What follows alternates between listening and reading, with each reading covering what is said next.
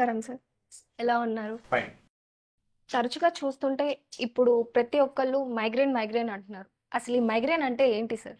Migraine అంటే పార్శ్వపు నొప్పి. తలనొప్పి కుడివైపు గానీ, ఎడమవైపు గానీ ఉంటే, ఎక్కువ శాతం ఒకవైపే ఉంటే దాన్ని పార్శ్వపు నొప్పి లేదా మైగ్రేన్ అని అంటాం. ఈ మైగ్రేన్‌కి వచ్చే లక్షణాలు ఏంటి సార్? ఇందాక చెప్పినట్టు మైగ్రేన్ అంటే యూనిలేటరల్ హెడేక్, అది ఒకవైపే వస్తుంది, కుడివైపు కానీ ఎడమవైపు కానీ. సో ఈ హెడేక్తో పాటు అసోసియేటెడ్ ఫీచర్స్ అనేవి ఉంటాయన్నమాట. ఫస్ట్ ఆరా అనేది ఉంటుంది. ఆరా అంటే వీళ్ళకి మైగ్రేన్ హెడేక్ వచ్చే ముందు సంథింగ్ ఏదో వస్తున్నట్టు అనిపిస్తూ ఉంటుంది, దాన్ని మనము ఆరా అంటాము. సో ఈ ఒక్కొక్కసారి మైగ్రేన్ వచ్చే ముందు తెలుస్తుంది, ఒక్కొక్కసారి తెలియదు. సో ఈ మైగ్రేన్తో పాటు కళ్ళు బోదరగా కనిపించడము, విజన్ అంటే బ్లరింగ్ ఆఫ్ విజన్ రావటము, వామిటింగ్స్ రావటము, ఒక్కొక్కసారి వచ్చేసరికి ఫ్లాషెస్ ఆఫ్ లైట్ కనిపిస్తున్నట్టు, ట్యూబ్ లైట్స్ చుట్టూ కలర్స్ కనిపిస్తున్నట్టు, ఒక్కొక్కసారి ఏంటంటే మైగ్రేన్ వచ్చినప్పుడు కళ్ళు తిరిగి పడిపోవడం జరుగుతుంది. ఒక్కొక్కసారి వచ్చేసరికి చెయ్యి కాలు వీక్నెస్ కూడా డెవలప్ అయ్యి పక్షవాతం వచ్చే అవకాశం కూడా ఉంటుంది అనమాట. అంటే మైగ్రేన్ తీవ్ర స్థాయికి చేరినప్పుడు.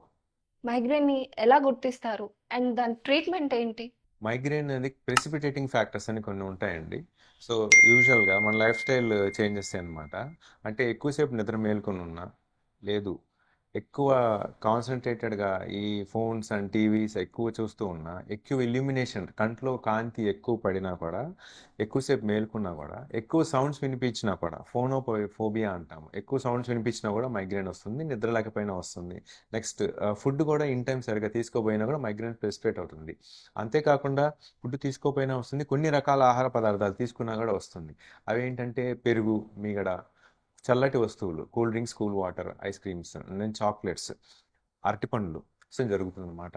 వాసో డైలటేషన్ అనేది జరుగుతుంది. అది జరగటం వలన న్యూరల్ స్టిమ్యులేషన్ అనేది జరిగి పెయిన్ అనేది స్టార్ట్ అవుతుంది. అది ఒకవైపే వస్తుంది అనమాట. మోస్ట్లీ యూనిలేటరల్ మైగ్రేన్ అనమాట.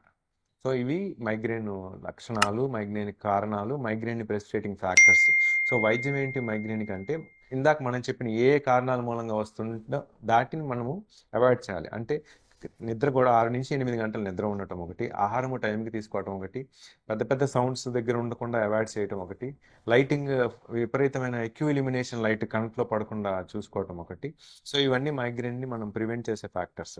ఇందాక చెప్పినట్టు ఆహార పదార్థాలు లైక్ అరటిపండ్లు కానీ, కూల్ డ్రింక్స్ కానీ, కూల్ వాటర్ కానీ, ఐస్ క్రీమ్స్ కానీ, చాక్లెట్స్ కానీ, ఇటువంటి పదార్థాలు అంటే కెఫిన్, సో ఇలాంటివి తీసుకున్నప్పుడు కూడా మైగ్రేన్ పెరుగుతుంది. కాబట్టి అటువంటి పదార్థాలని మనం తీసుకోకుండా ఉంటే మంచిది.